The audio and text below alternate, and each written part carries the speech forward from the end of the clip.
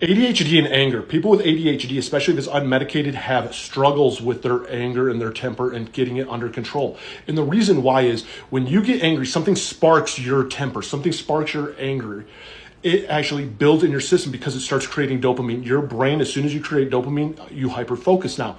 So what are you hyper-focused on? That thing that just pissed you off, and it makes you angrier and angrier and angrier. That's why with people with ADHD, if you watch them with their temper, it can go from something small to all of a sudden give it just a minute, 2 minutes, and they are now just exploding over something that was maybe not quite that big, because that temper has created so much dopamine in their brain that all it does is just explode. And people with ADHD do have sometimes some struggles with their anger and with their temper, that they can lose it very easily.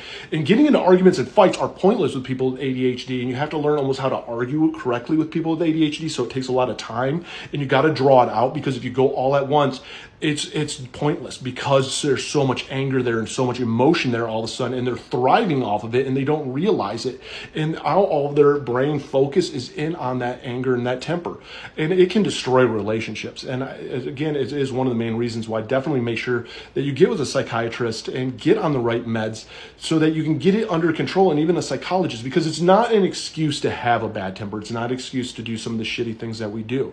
And so getting on the right meds, though, can make it a big world of difference and can help your relationship out tremendously. I got diagnosed with ADD at 13. I got re-diagnosed with ADHD at 17. And I've been on meds most of my life. And whenever I got off my meds is when I destroyed my life. And when I get back on my meds, it's amazing how I could get control of my life again.